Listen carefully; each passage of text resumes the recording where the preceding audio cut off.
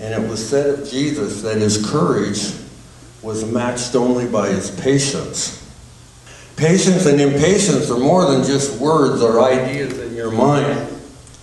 You can actually feel them in your body. And I'm sure you know what I mean. For when I'm feeling patient, I'm feeling pretty cool and grounded, pretty satisfied and calm. And when you're feeling impatient, how are you feeling? Jittery, irritable, anxiety-ridden, all these things that aren't too healthful. So with patience, our inner experience is more like a still pond rather than a raging river. And I used to think that patience was something that you either had or didn't have. But I found out lately that it must be cultivated. It's something that you work at time and time again, over and over. And when you catch yourself being impatient and irritable, you can actually make it happen over a period of time by working at it. You can read a lot about patience, and you can pray and meditate on patience, but it must be cultivated. There's a good story in Tibet about a monk. He was up living in a cave on the side of a mountain, and he was meditating on patience. And one day along came a sheep herder way up on the hillside and ran into that monk, and he says, "Hey monk, what are you doing way up here by yourself?" And the monk says, "I'm meditating on patience." And the sheep herder says, "Well, go to hell." And the monk jumped up and shook his fist, and he said, "Well, you go to hell." And the sheep herder laughed all the way down the mountain. It turned out that that sheep herder was the monk's best teacher. So keep in mind that we can learn from anybody, even a little child. You remember that memorial, that wonderful morning when Jesus appeared to his apostles in carefree old Galilee? He was in his Urantia form, and after breakfast he took those apostles for a little walk, 2 and 2, and he told James, he went with James and Andrew, and he said to James, he says, "Pray for tranquility of spirit and cultivate patience." So I'm just not making this all up. It's been around for a while. Khalil Gibran, the famous Persian poet, says, "When I planted my pain in the field of patience, I begin to grow happiness." So what can we do about this? You know, we have to work on it. What's the kind of things we can do? And I have a few things that maybe will help if you're interested in this. And first of all, if you're interested, it takes an attitude of being interested in becoming more patient. A positive attitude.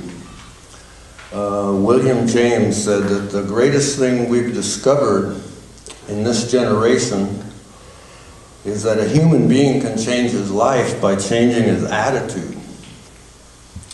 And so we need to lighten up, take ourselves less seriously.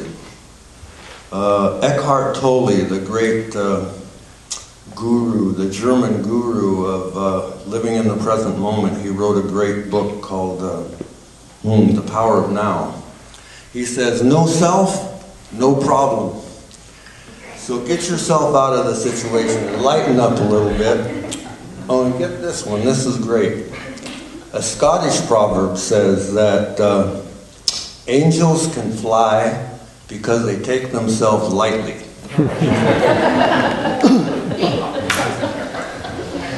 And you know from our sweet old Urantia book that humor is the best antidote for exaltation of ego. Another thing we can do is one of the first things we can do, and that's just smile. Smile, even if you don't have anything to smile about. It'll make you feel better. It'll strengthen your facial muscles. And people wonder what you're up to. And a smile is the shortest way, the shortest distance between two people.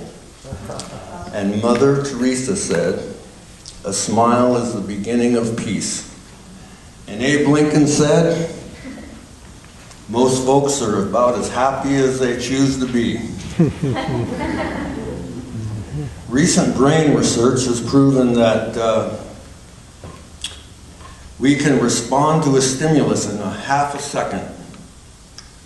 In other words, if something irritates you, you can respond angrily in a half a second, but it only takes another half a second to be conscious and to catch yourself and to think about it and to be cool.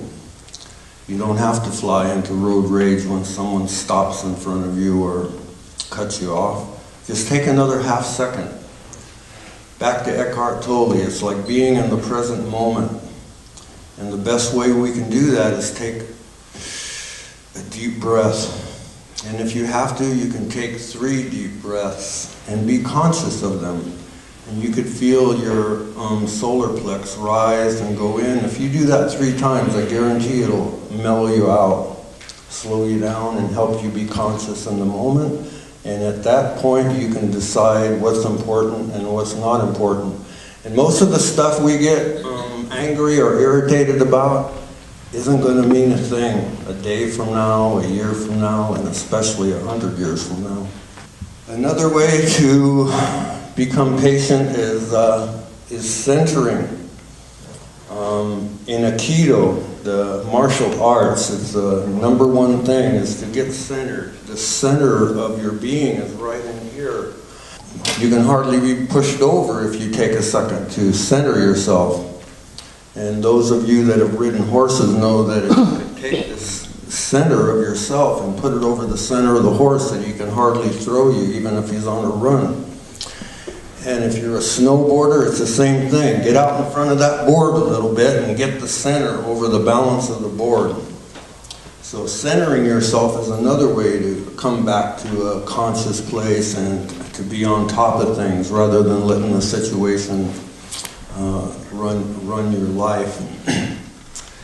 When dealing with other people, join patience with compassion. Most of us are doing our best. And we're all a work in progress. We live on an imperfect world, and sometimes we forget that. Someone said that impatience is a sickness of perfectionism, that we're all thinking everything has to be so perfect that when it's not, we get irritated and angry. But actually, we got to remember we live on an imperfect planet with imperfect citizens. It's a decimal planet. And we need to lighten up a little bit and allow everybody their mistakes. A patient man is one who can put up with himself. Life is short. We should all move more slowly. So I hope this little rap has somehow, one little thing, helped you to be more patient, more calm, to help you enjoy life more. That's the enjoy our stay on Urantia. And I hope it increases your general happiness. So remember to make haste slowly. And slow down to the speed of light.